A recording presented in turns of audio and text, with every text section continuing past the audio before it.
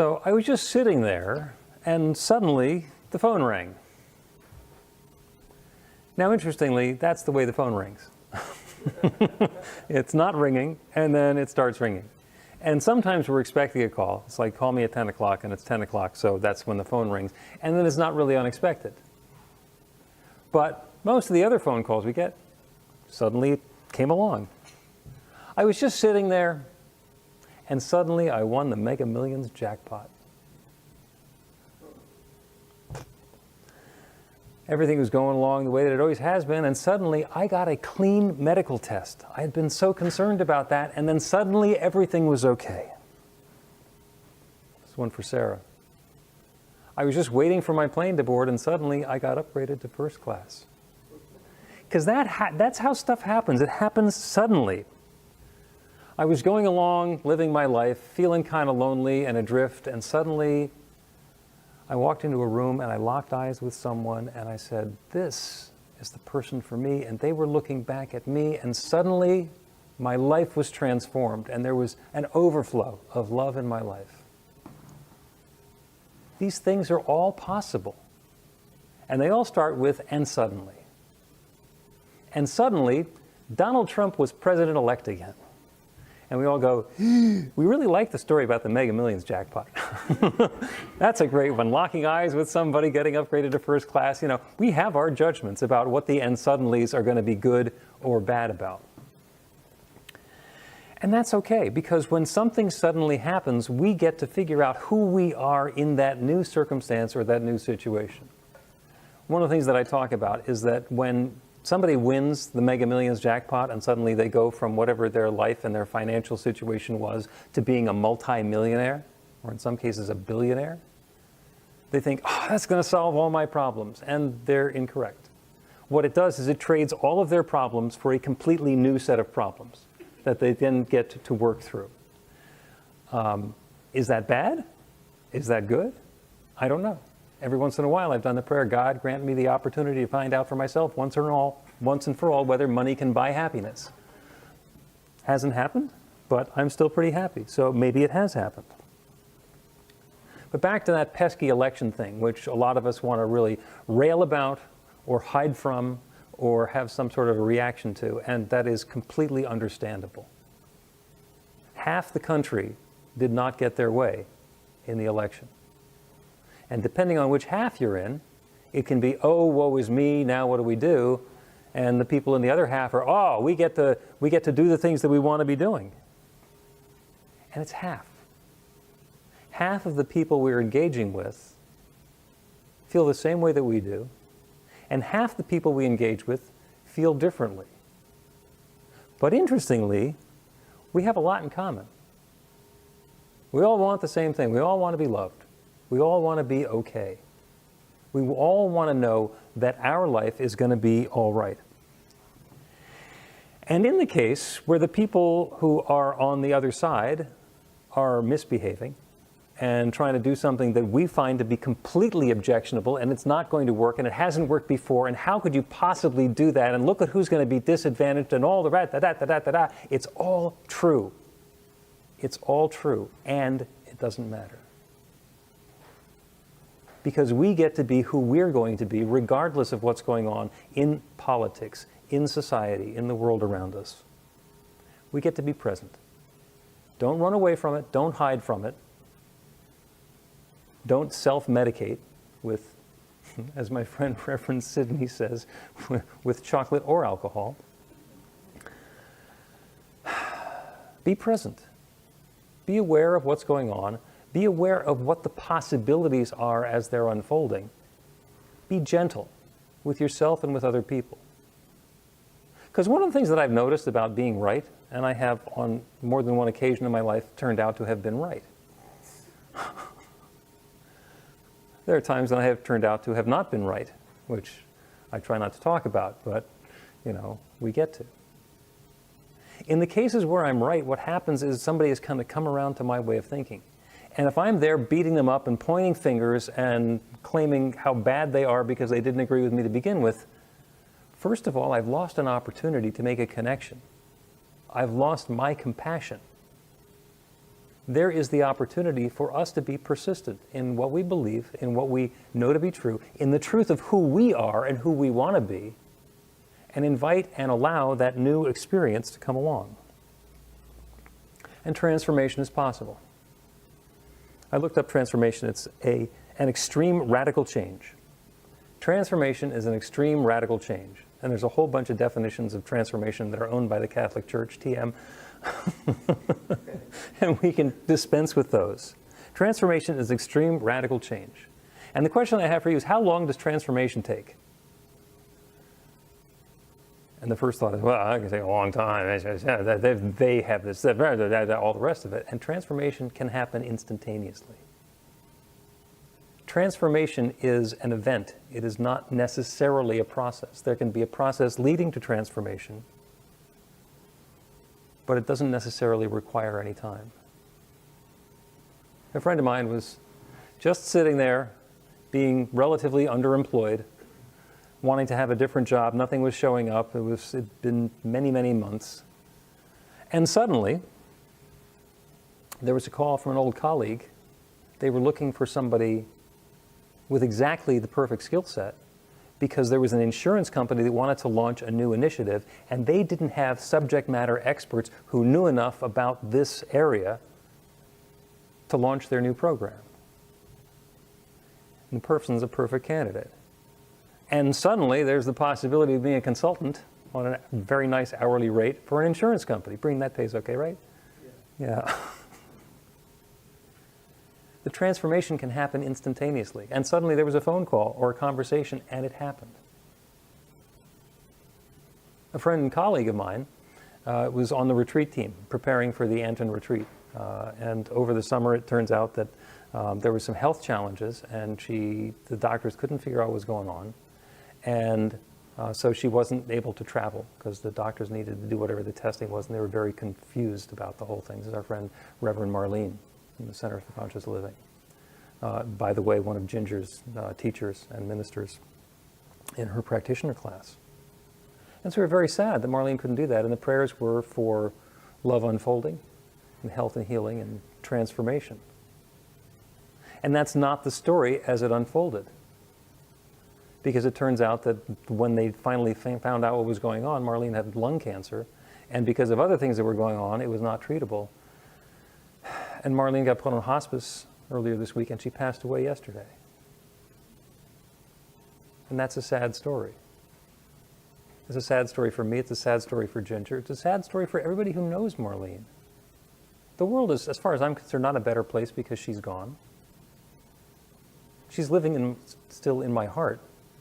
There's still love that exists as Marlene, but I miss having her around. And we'll continue to do that. And suddenly the world is different. Am I going to pretend that it's good, that it's fine, that it's okay? No, it hurts. It definitely hurts. And that's what happens with transformation. Things go along for a while, and then something happens, and suddenly they change.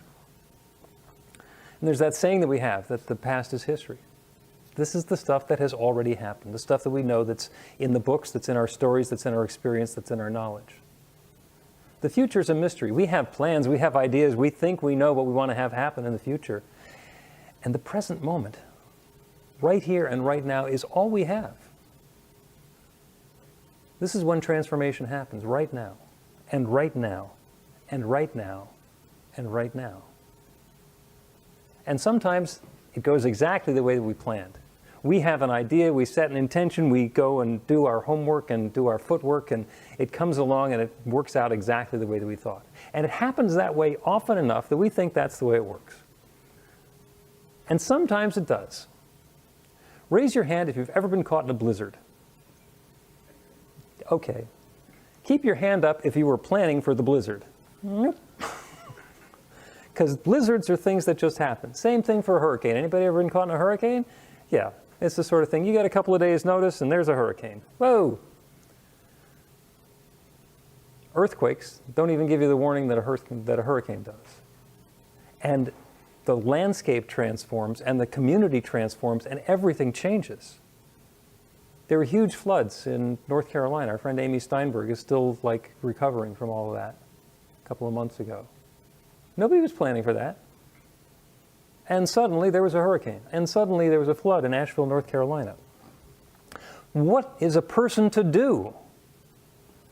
Well, in the world around us, what we do is we prepare.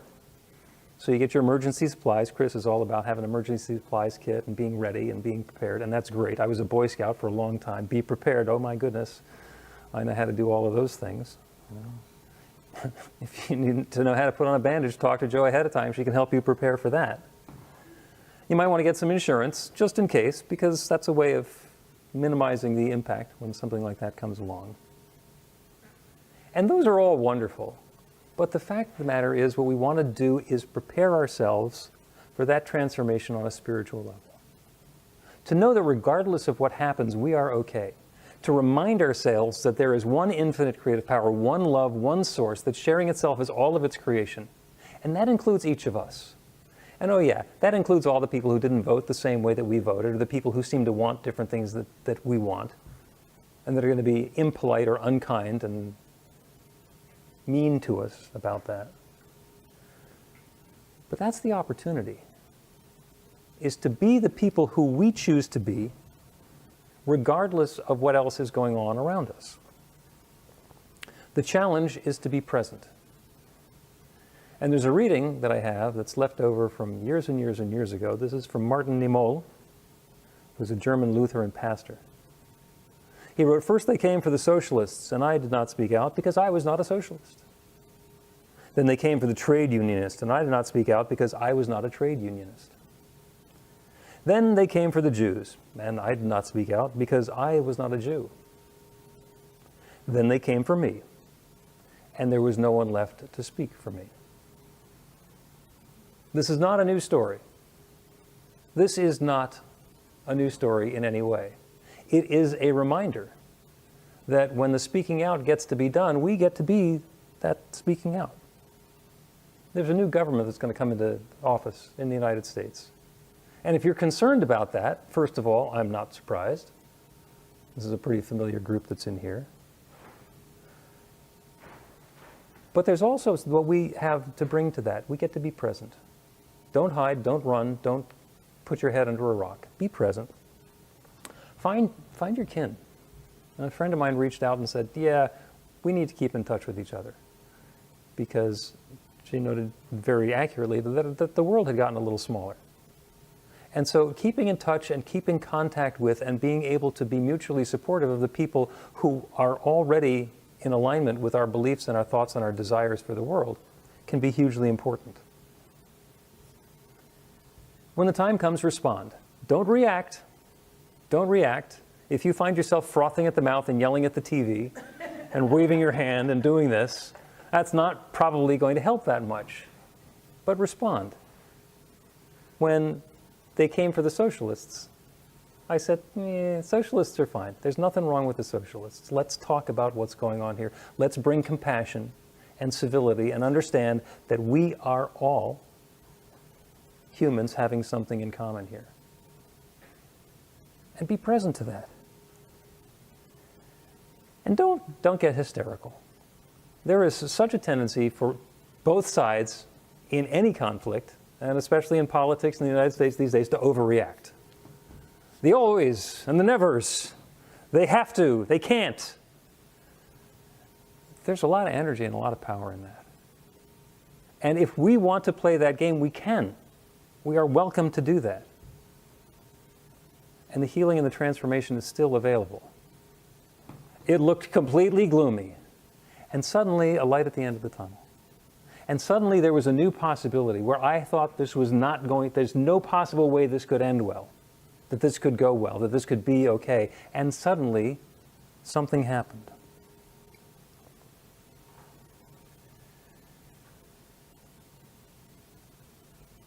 And whenever your blood pressure starts going up, ask what love would do. In this situation, if this were love, what would love do now? To be compassion. That is not to agree with another person. That is to try to understand where the other person is coming from and be that presence of love to support what they want, even if their methods are completely unacceptable. We all want love. We all want security. We all want peace of mind. We all want to be able to raise our families in a way that's going to be helpful for us and for further generations. Regardless of how woefully inadequate the approach might be, that's what we want. So if we get to be present for other people, first of all, it helps the whole situation. But it also helps us.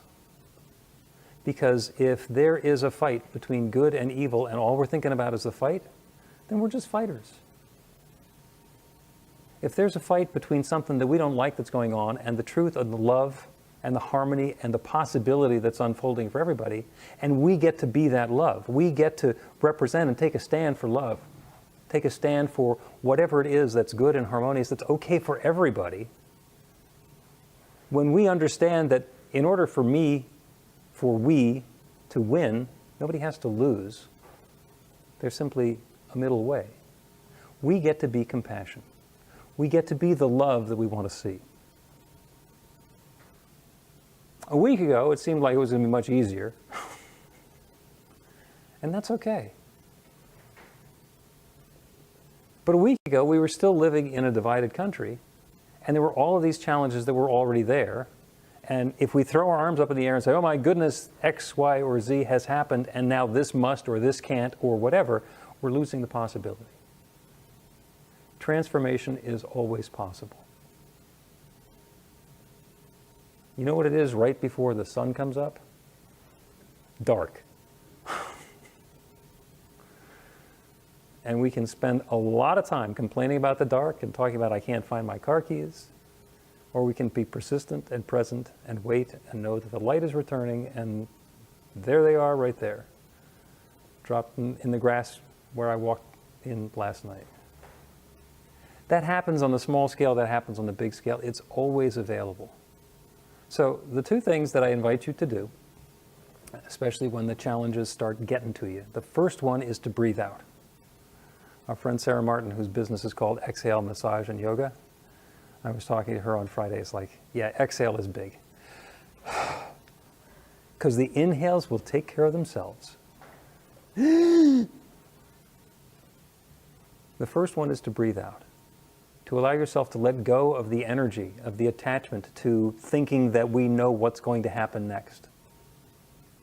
The end suddenly is always possible. And the second thing is to be love. It's easy to be love when everybody's agreeing with you and everybody's singing Kumbaya and it's a gorgeous spring afternoon. In the middle of the blizzard, in the middle of the hurricane, as somebody is falling from the tree, it's much more difficult.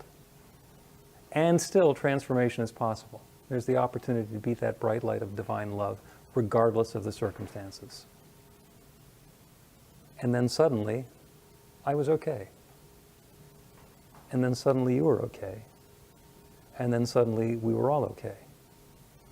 And so it is.